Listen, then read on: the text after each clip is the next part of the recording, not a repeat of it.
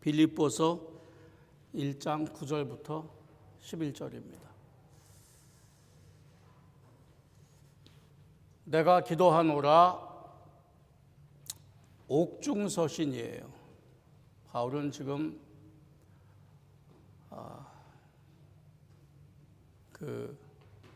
깊은 감옥은 아니지만 가택에 갇혀 있는 상태입니다. 세우고 위해서 기도하는 교회를 위해서 쓴 편지예요. 누군가 그것을 받아서 교회에 가지고 갔습니다. 내가 기도하노라. 너희 사랑을 지식과 모든 총명으로 더욱 점점 더 풍성하게 하사 너희로 지극히 선한 것을 분별하며 또 진실하여 허물 없이 그리스도의 날에 이르고 예수 그리스도로 말미암아 의의 열매가 가득하여 하나님의 영광과 찬송이 되기를 원하노라. 아멘.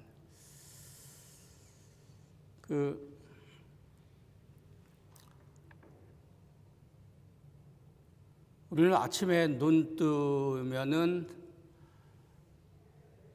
뜨고 숨 쉬는 모든 순간마다 할 일이 있어요. 생각해야 하고 판단해야 하고 결정하고 행동합니다. 그게 짐일 수도 있고 또 똑같은 일일 수 있고 그게 어려움일 수도 있는데 그걸 기회라고 생각할 수도 있어요. 어떻게 생각하느냐에 따라서 오늘 말씀이 다르게 우리에게 다가올 수 있습니다. 빌립보서는 우리가 9절부터 읽었는데 그 앞에 장로님 오늘 기도하신 것처럼 빌립보 교인들에게 보내는 감사함이 많아요. 내가 너희들의 신앙과 나를 돕는 미니스트리에 감사함을 표한다라는 그런 표현이 많습니다. 그리고 곧 이어지는 게 어떻게 생각하고 살아라를 기도의 표현으로 합니다. 그걸 좀 더 풀어서 볼까요? 좀 이해하기 쉽게 그 문장을 구분을 했어요. 앞에 기도하노라. 무엇을? 너희 사랑을 풍성하게 하라. 지식과 총명으로. 그래서 선한 것이 무엇인지 분별하고 최선의 것이 무엇인지 분별하라 그 말이에요. 그리고 진실되게 하라. 그래서 궁극적으로 의의 열매를 그리스도로 말미암아 맺어서 의의 열매는 삶의 열매예요. 그래서 궁극적으로 하나님께 영광과 찬송이 되는 삶을 살아라. 네, 그럴 때 있으시지요. 이 혼란하고 도전 많은 삶 속에서 나는 어떻게 신앙으로 순결하게 하나님의 뜻을 따라 살까? 그런 걱정할 때 많으시지요. 나는 이 세대에 이왕 사는 거 그리스도의 신앙으로 어떻게 세상의 풍파를 이겨내며 살까? 당시 바울의 상황도 개인 상황도 마찬가지고 빌립보에 있는 교회 성도들의 삶도 마찬가지였어요. 우리보다 더 큰 정치적이고 경제적이고 사회적인 혼란이었죠. 그래서 그 가운데 어찌 보면 목자 없이 남겨져 있는 성도들을 위해 목자가 기도하는 거예요. 내가 기도하노라. 이렇게 되었으면 참 좋겠다. 근데 여기 큰 단어들이 참 많습니다. 사랑, 지식, 총명. 지식, 총명을 지식으로 묶은다 하면은 너희 사랑을 풍성하게 하라. 지식으로. 이제 설교 끝나고 예배 끝나고 나면은 이제 우리 집에 돌아가면서 직장으로 돌아가면서 일로 가정으로 돌아가면서 사람들을 만나는 가운데 지식으로 사랑을 갖추어 올바른 판단하고 살아라. 이제 그 생각하고 가야 해요. 근데 그게 어떻게 하는 거냐? 사랑도 좋은 말이고 지식도 좋은 말인데 지식으로 사랑을 갖추어 지식으로 사랑을 풍성하게 하여 올바로 분별해라. 그 얘기예요. 그게 뭐 어떻게 하려는 거냐? 사랑을 풍성하게 하라. 지식과 총명으로. 그러니까 사랑을 많이 하라 하는 사랑의 양적인 증가나를 말하는 것 같지는 않고요. 사랑의 어떠한 종류라 그럴까, 사랑의 어떠한 준비라 그럴까, 그러니까 사랑의 어떤 질적인 발전을 요구하시는 거예요. 사랑을 풍성하게 하라, 지식과 총명으로. 그래서 뭐 하려고? 첫 번째는 가장 최선의 것이 무엇인지 분별하고 내가 있는 삶의 정황에서 가장 선한 것이 무엇인지 분별하고는 참 좋은 번역이에요.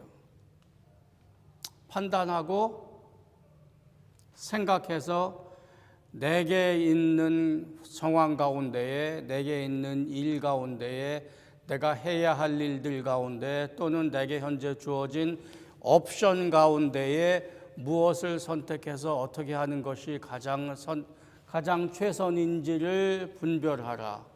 그리고 그것을 진실되게 하라. 그 얘기예요. 저자가 바울입니다. 생각나세요? 몇 달 전에 똑같은 주제를 가지고 바울이 우리에게 가르친 적이 있어요. 고린도전서 8장하고 10장이었습니다. 거기 지식이 있었고 거기 사랑이 있었어요. 그때의 질문은 그때의 삶의 그때 종교적인 그 문화인 그 우상 섬기는 신전이 많았단 말이죠. 동네마다 도시마다 우상 섬기는 큰 성전이 있었어요. 교회는 이제 막 생겨난 거고. 그러니까 그 문화에서는 우상에 드려졌던 제물을 식당에서 식품점에서 팔았어요. 일부만 그런 게 아니라 그냥 그랬어요. 그냥 삶이. 그리스도인이 그 고기를 사다 먹어도 되냐 그 얘기였어요. 생각나세요? 그래서 바울의 시작은 거기서 지식은 우리를 자랑하게 하나 사랑은 덕을 세우느니라 그렇게 시작을 하세요. 지식은 우리를 자랑하게 하나 사랑은 덕을 세우느니라. 똑같은 사랑과 지식인데요. 거기서는 고린도전서 8장과 10장에서는 지식과 사랑을 대립시키는 것 같잖아요. 우선 적어도 시작에서는 지식은 자랑하게 하나 사랑은 덕을 세우느니라. 근데 여기선 안 그렇죠? 사랑을 풍성하게 하라. 무엇으로? 지식으로. 근데 이분의 가르침이 이 두 군데 텍스트에서 다르지 않아요. 다시 그 주제로 가면은 지식을 먼저 이야기해요. 그래서 우상에게 드려졌던 그 제물을 먹는 것에 대해서 지식을 갖추기를 바라세요. 바울이. 그럼 우상이 뭐냐, 제물이 뭐냐에 대한 세상에 대한 돌아가는 일들에 대한 지식이 있어라 그 말이죠. 근데 가장 먼저 다루는 게 우상이 뭐냐는 거죠. 우상에 대한 올바른 지식을 갖추어라. 우상이 그렇게 세냐? 우상이 그렇게 무섭냐? 우상에게 정말로 드려졌던 고기가 그 우상의 것이냐? 이렇게 물으면서 우상은 하나님께 비교하면 아무것도 아니다. 이 세상을 창조하신 창조주가 현재 우리의 구세주이고 우리의 주님이다. 하나님께서는 당신의 세상을, 당신의 백성을 우상에게, 사단에게 양도한 적도 없으시고 빼앗기신 적도 없으시다. 지금 사단이 사람들을 괴롭히고 사단의 가장 큰 무기가 죽음이라 하지만, 그래서 우리가 죽음을 두려워하지만, 사단이 하는 능력과 사단이 하는 사람을 괴롭히는 것은 하나님의 다스리심 안에서 하나님이 허용하는 한도에서 하는 거다. 그러한 지식을 갖추면 좋겠다. 그래서 그것을 알면은 과연 그 사단에게 사람들이 잘못 알고 드린 우상이 정말로 우리의 마음을 속박할 수 있느냐? 속박 안 해도 된다, 그 말인 거죠.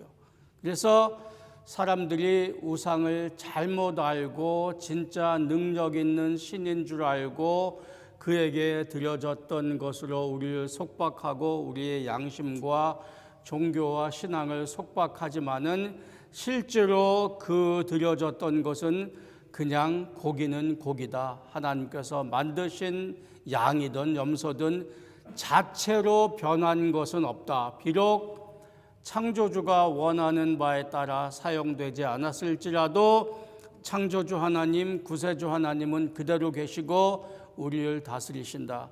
이런 지식이 있으면은 사 먹지 말고 그것을 사 먹는 것에 대한 두려움으로부터 해방되어도 된다. 사 먹어라, 기쁘게 먹어라, 예요. 그래서 지식의 원리입니다. 그래서 알면은 양심의 종교적인 속박으로부터 해방될 수 있어요. 한국말에 그런 말이 있습니다. 아는 만큼 보인다 그래요.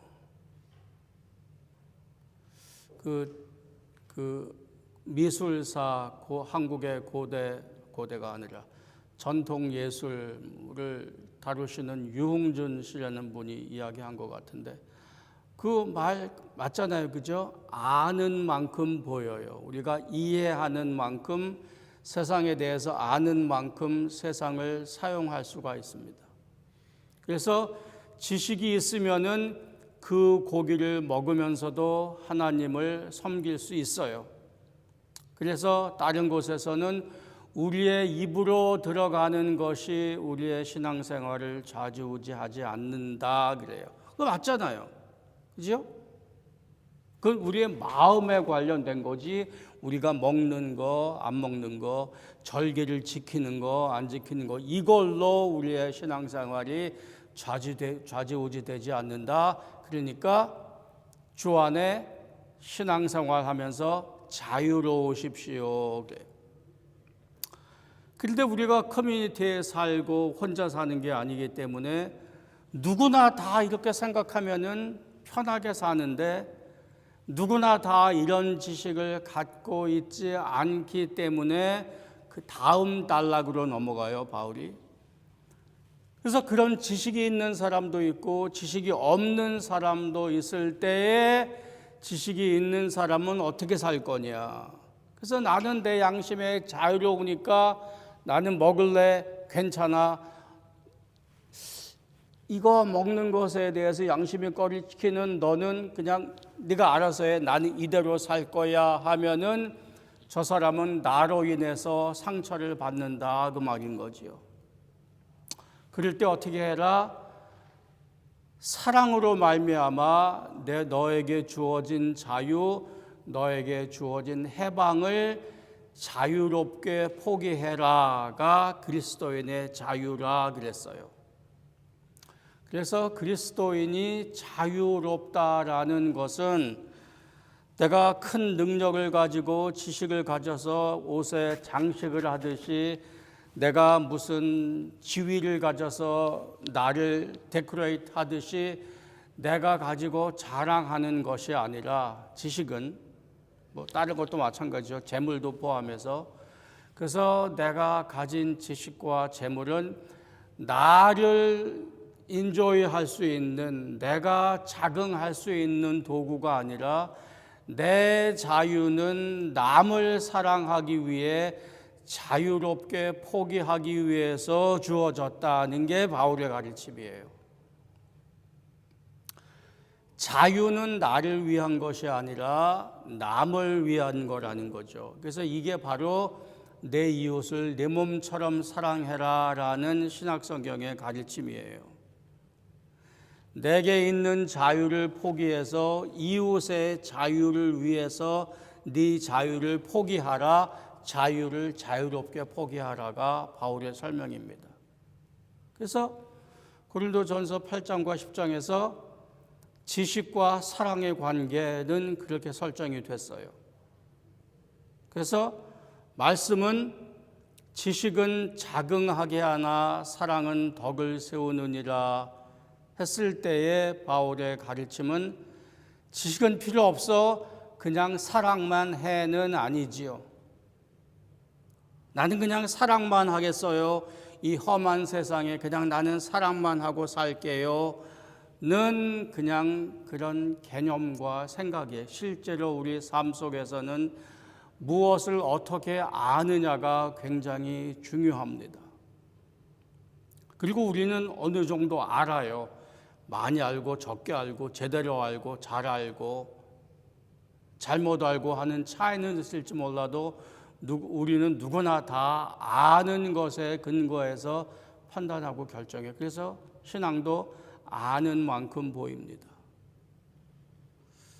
그 말을 여기서 빌립보서 본문에서는 지식으로 말미암아 사랑을 풍성하게 하라 그랬어요. 그러니까 고린도전서 8장과 10장을 읽은 다음에 빌립보서 여기로 오면은 순서가 더 좋은 것 같아요. 지식을 가져서 지식에 매여 있지 말고 지식에 매여서 너를 그 자리에서 내 지위를 기득권으로 생각하지 말고 지식을 재물을 네가 있는 현재 지위의 기득권으로 생각하지 말고 사랑을 풍성하게 하는 도구로 발판으로 삼아라 그 얘기입니다. 지식을 아는 것을 사랑하기 위한 도구와 발판으로 삼아라. 근데 지금 우리는 기독교적으로 생각하는 훈련에 있어요. 이게 왜 필요하냐 그러면 신앙, 사랑, 지식, 총명 이거 가지고 밖에 나가서 그거를 실천할 수가 없는 거예요. 우리가 새 생명이 있지요. 영원한 생명이 있어요. 그거 가지고 밖에 나가서 그거 가지고 의의 열매가 맺어지냔 말인 거지요. 그러니까 기관차가 달리는 증기기관차의 뜨거운 열이 안에는 있는데 선로가 갖추어져 있지 않으면 어디로 갈지 방향이 없는 것처럼 뜨거운 사랑은 지식과 총명으로 선로가 놓아져야 한다라고 말할 수 있겠습니다. 그래서 첫 번째 뭘 하라 그렇게 해서 뭘 할 것이냐 최선의 것이 무엇인지 판단하라. 아침에 일어나서 할 일이 있는데 내 주어진 상황 가운데에 무엇을 선택해서 어떻게 결정할 건지 할 일이 많잖아요. 그렇죠? 최선의 것이 무엇인지 선택하라. 두 번째는 진실되게 하라. 첫 번째가 중요한 것만큼 두 번째가 중요합니다. 우리 기독교 문화에 그런 생각이 있어요. 우리가 뭘 한다 그러면은 그게 나쁜 걸로 알아요. 내가 했습니다. 내가 생각하고 판단했습니다. 하면은 저거 아닌데 하나님이 해야 되는데 라고 생각해요. 그래서 좋은 경건한 그리스도인의 삶은 하나님의 뜻에 따라 하나님의 뜻을 찾아 순종하는 거라고 생각해요.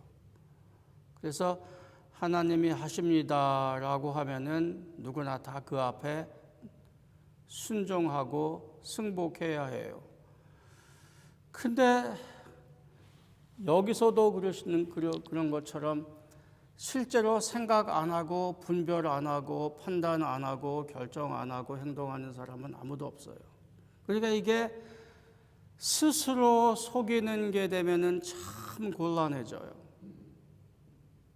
그래서 그게 현대 기독교의 위선일 수 있습니다.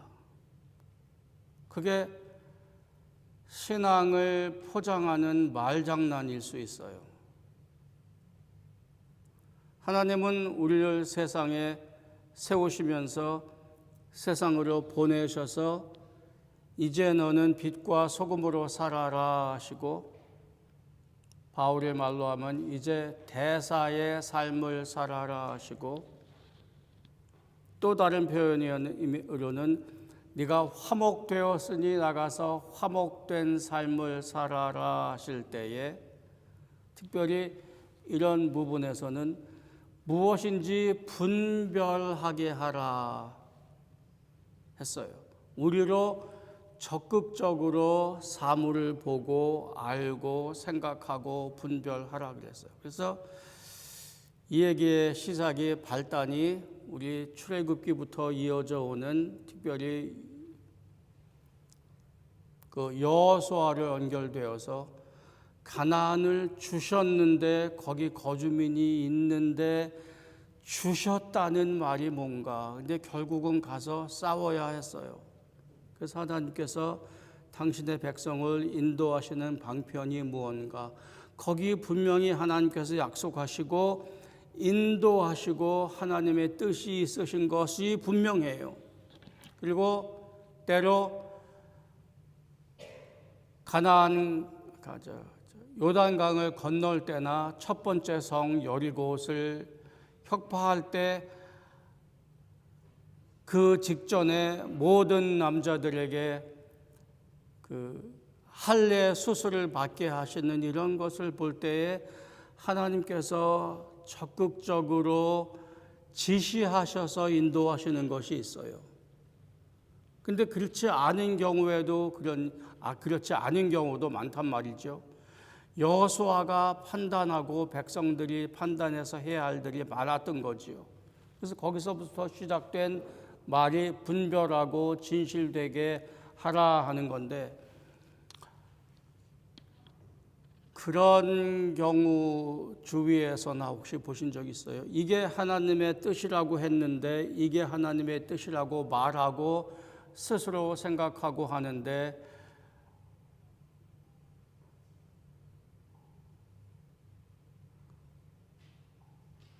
깊은 마음 속에서는 자기의 욕망이고 자기의 욕심인 경우, 그럴 때는 차라리 내 생각에 내 욕심에 내 아이를 향한 내 욕심에 그 아이가 나는 이렇게 되면 좋겠다라고 말해도 그게 하나님 앞에 크게 그게 죄이지 않는다면 거슬리지 않을 거예요. 진실되게 하라. 다시 말하면 하나님 앞에 가면 쓰지 말라, 스스로 속이지 말라. 이 말이 중요할 것 같아요. 신앙의 가장 핵심은 큰 믿음이 아니라 하나님 앞에 올바로 서는 진정성일 거예요. 하나님 앞에 올바로 서서 그 뜻을 따라 생각하고 분별하라, 그 말인 거죠. 그럼 이제 구체적으로 어떻게 할 거냐, 어떻게 생각하며 살 거냐, 이제 이 얘기를 할 건데요. 설교를 몇 주 동안 준비하면서 머릿속에 지난 일들을, 내 주위에 있었던 일들을 보니까 저 LA에서 이제 막 신학교 가기로 작정을 하고 신학교 아직 다니기 전에 그 교회에 있었던 선배 전도사 한 분이 신학교를 졸업하시고 81년, 82년이에요. 오렌지 카운티로 이제 목회하러 가시겠다는 거예요. 82년에. 그래서 오렌지 카운티로 가신다. 그때 오렌지 카운티 참 넓었어요. 빈 땅이 많았고. 근데 그분이 말씀하시는 게 꿈에 오렌지를 보셨다는 거예요. 저는 신학교 가기도 전에 그림 그리는 전공일 때 속으로 농담이겠지. 그렇게 중요한 일을 꿈 하나 꿨다고 그렇게 갔을까. 근데 그게 진짜였던 거예요. 교회에서 간증하는 거나 얼굴 표정이나 말씀하시는 표현이 진정이에요. 그런 분도 계셨어요. 아직 한 번도 안 물어봤는데 그분이 지금 캄보디아 계세요. 다시 만나면 시간이 많이 지났으니까 한번 물어볼 거예요.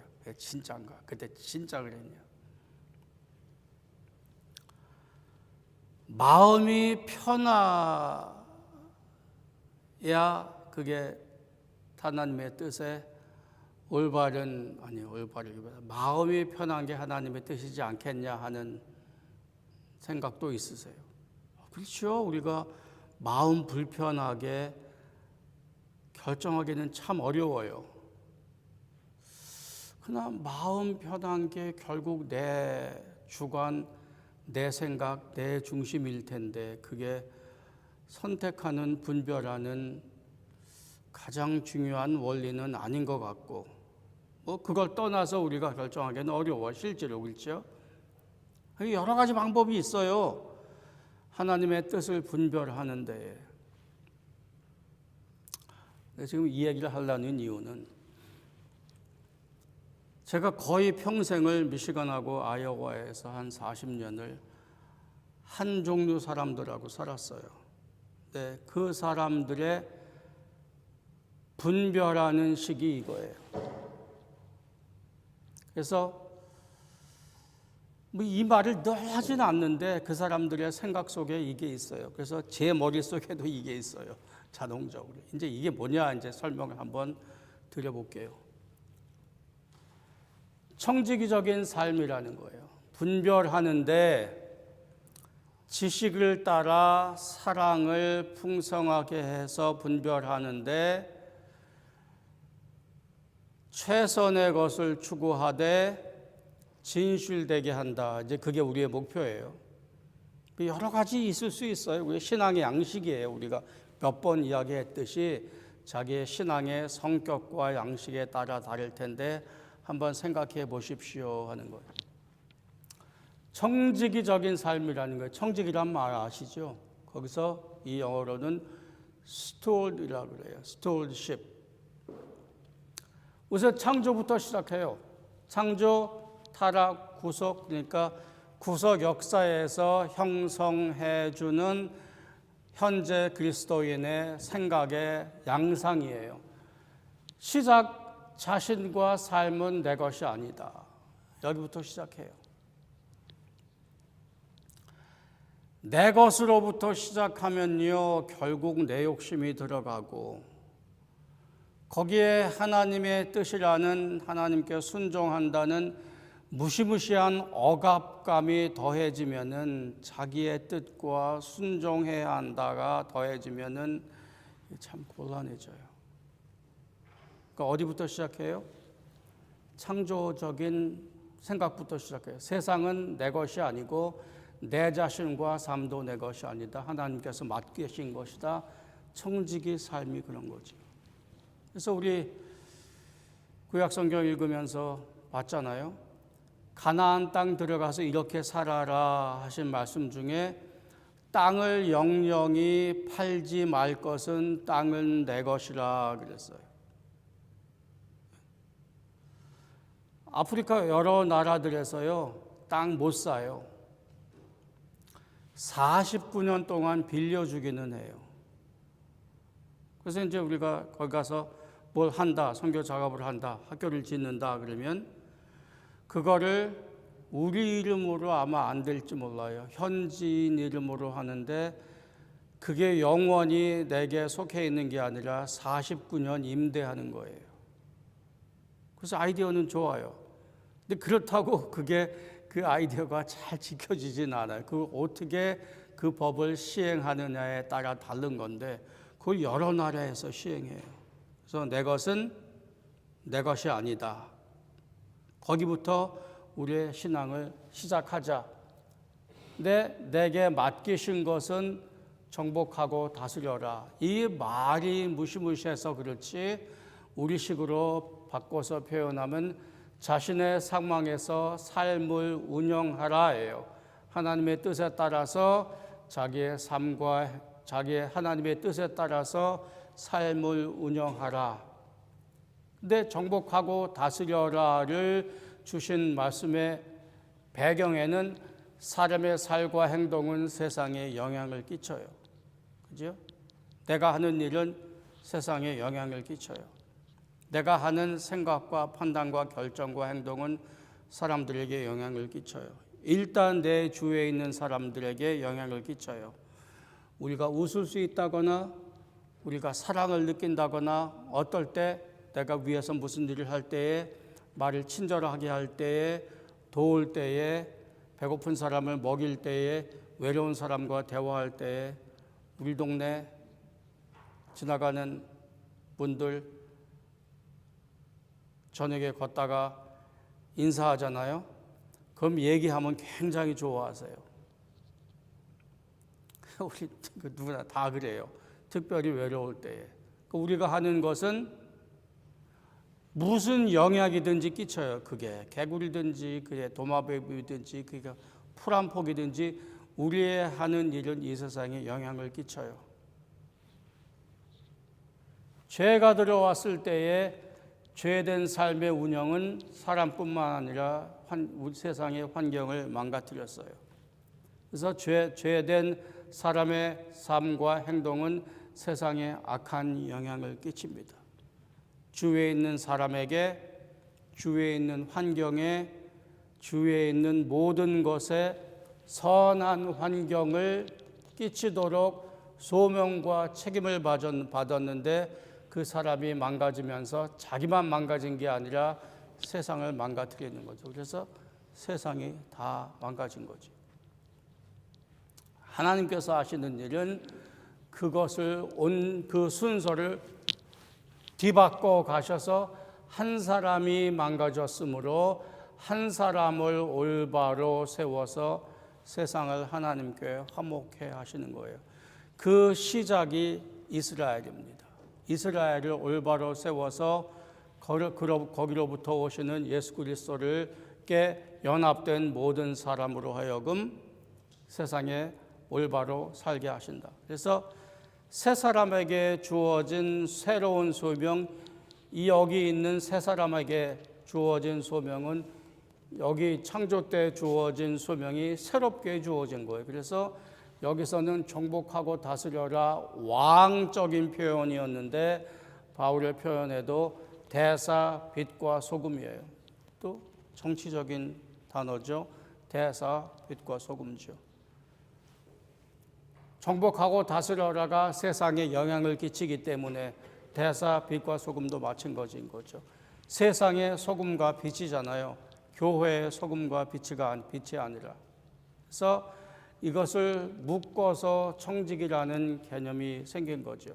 그래서 새 사람의 삶과 행동은 세상에 선한 영향을 끼친다. 그래서 지금 내 삶 상황에서 나는 내게 맡기신 것을 어떻게 알고 사랑으로 분별하여 진실되고 충실한 청지기로 살까가 거기서 그분들이 생각하는 삶의 방식인데 이 생각을 대부분 공유해요. 그래서 학교를 운영할 때 커리큘럼을 만들 때 하다못해 학교에 시계탑을 세울 때 대개 이 생각을 해요. 문 하나를 고칠 때에, 사람을 고용할 때, 교수를 청빙할 때 한번 생각해 보십시다. 제가 하는 일 가운데에 큰 덩어리 중에 하나가 우간다 프로젝트예요. 지난 한 달 전에 한국에 있을 때에 얘기를 들으니까 요번에 우간다 가서 세워놓은 교수 10명 중에 한 사람 총망받는 젊은 사람이 있어요. 그래서 그 친구를 통해서 제가 일을 하려고 해요. 근데 마침 그 젊은 교수가 한국에 온다는 거예요. 아마 지금쯤 제주도 어디 와서 뭘 한대요. 그래서 내가 한국에 있는 그 학교 이사장님에게 돈을 좀 남겨놓아서 그 젊은 교수 오면은 백팩을 하나 사서 전달해 주십시오. 했어요. 백팩 귀해요, 거기서. 자꾸 이렇게 마음이 쓰이는 거예요. 그래서 이제 거기 처음 갈 때, 또 인도네시아 갈 때라든가, 저는 이게 머리에 있었어요. 그래서 제 생각에 첫 번째, 내가 할 수 있는 일인가? 내가 할 수 있는 일인가? 근데 제가 다니면서 하는 일은요, 뭘 주지를 않아요. 비행기 표는커녕 어떤 데는 숙박도 제가 알아서 해야 해요. 그래서 제가 가장 크게 생각하는 거는, 이거 내가 가서 할 수 있는 일이냐? 할 수 있는 일이냐는 말은 내가 계획해서 옳다고 생각하는 게 거기 가서 되냐, 그거예요. 안 될 거면 내가 할 일이 아닌 거지요. 내가 아무리 노력해도, 아무리 선한 뜻을 가지고 가도, 내가 옳다고 생각하는 거를 가서 죽으라고 해도 안 된다. 죽으라고 하는 것에 의의를 두고 할 수는 없어요. 안 되면은. 근데 거기는 돼요. 그래서 7번 갔다 온 거예요. 그래서 내가 할 수 있냐? 두 번째, 내 생활 여건상 그거 내가 할 수 있는 일이냐? 지금 여기서 할 수 있는, 하는 일 있단 말이죠. 근데 그 가운데서 그거 하다 보니까 내가 거기 가서 해주는 것만큼 제게 유익이 돼요. 제 신앙이 풍성해지고, 제 삶이 풍성해지고, 제가 얻어오는 게 많아요. 물론 꼭 잘 돼서 얻어오는 것도 있는데 안 돼서 얻어오는 것도 많아요. 그리고 성경을 이해하는 데에, 복음을 이해하는 데에 많은 도움이 됩니다. 그냥 예예요. 그러니까 여러분들 예를 제가 들 수 없으니까 제 예를 든 거예요. 그러니까 제가 하는 일 중에 한 부분이에요. 그래서 우리가 다 무슨 생각이든지 다시 앞으로 가시면,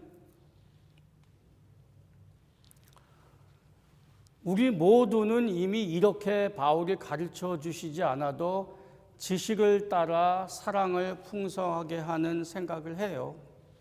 생각 없이도. 무엇을 알아서 그것으로 우리는 우리의 사랑을 정의하고 사랑할 방식을 찾아요.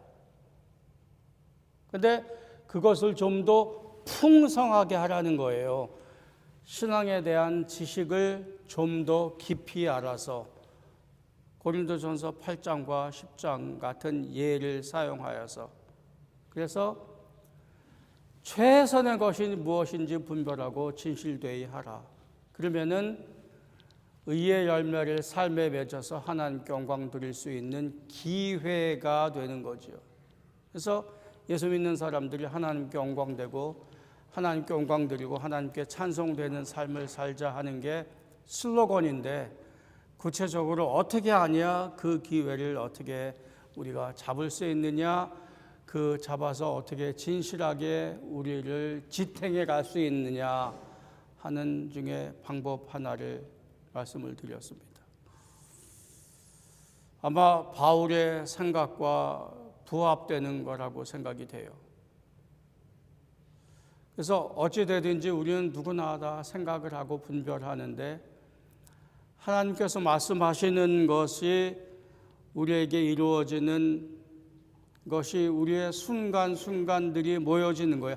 한번 크게 빵 하고 한참 있다가 또 하나 있는 게 아니라 우리의 순간순간이 목걸이에 있는 그 비드가 연결되는 것처럼 그 하나하나가 진실될 때에 우리의 삶이 성숙해진다 그 말인 거죠.